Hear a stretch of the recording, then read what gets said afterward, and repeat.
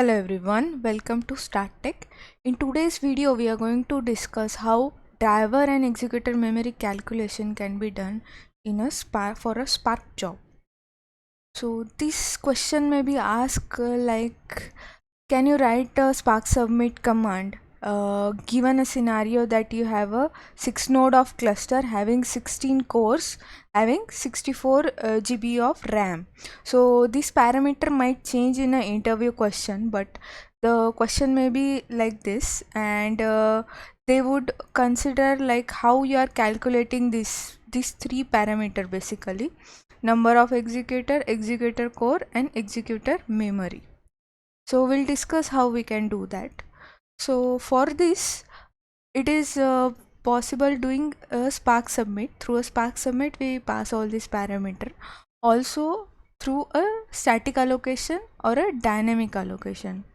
So this question is also asked like what is dynamic allocation in Spark and how you can do a dynamic allocation. So there are some properties which need to be set. So we'll discuss that. So first in this video we'll discuss how static allocation you can do and how you calculate all the parameters. What is the process? Okay, so let us begin. So consider that you have a 6 node of cluster having 16 cores having 64 GB of RAM. So in this we need to calculate executor cores, number of executor and executor memory. How all these are calculated? So number of cores are like how many concurrent tasks or parallel executor can run. So number of parallel tasks. So this count for this particular scenario, optimal number is 5.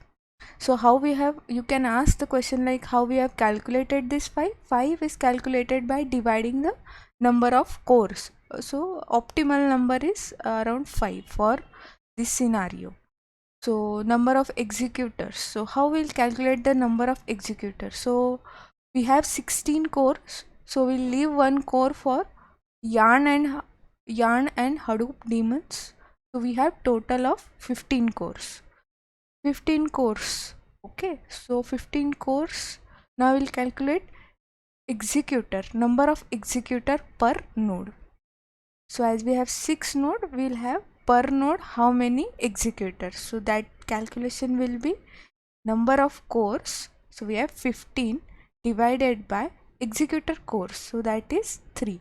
So as we have 6 node, number of executor will be 18. We need to leave one executor for application manager for all the garbage collection and all those stuff. So this count comes to 70. Executor memory. Now how executor memory is calculated? So number of GBs, what is the RAM? So we have 64 GB of RAM divided by the number of executor per node. So that comes down to 21 GB. Now further we need to have some overhead memory also needs to be there. Okay, so that calculation formula is max of 384 MB, or the higher the count, max of this and max of executor memory into 7, that is a 7% of memory. So which is more, that is considered. So that boils down to 1.47 GB. So from 21 we should reduce that comes to 19 GB. So this is the entire calculation for this particular node. So how it is done, like one node having 3 executor, each executor having 5 tasks. Suppose your job has to have 10 tasks. After all the calculations, all the analysis by the Spark job, then we'll need 2 executor. This is how it works. Okay, cool. So on a summary basis, I have just you can just go through before interview with this chart so that you know more in an interview in a better way. So noted, maybe you can note this down before going to interview. Dynamic allocation. Now, what is dynamic allocation is a also frequently asked question in an interview. So consider that you would like to run multiple Spark job or multiple Spark application in a same cluster, which is a scenario in most of the organizations. Okay, so in that case you need to enable this. Okay, so this is enabled by using Spark.dynamic allocation enabled as true. Also, what it provides, dynamic allocation provides a mechanism to dynamically adjust the resources for your application that occupies workload. Based on your workload, application can give resources back when not needed. So in dynamic allocation, resources are allocated on demand, not like in static allocation that we are doing. We are just allocating that memory for that particular job.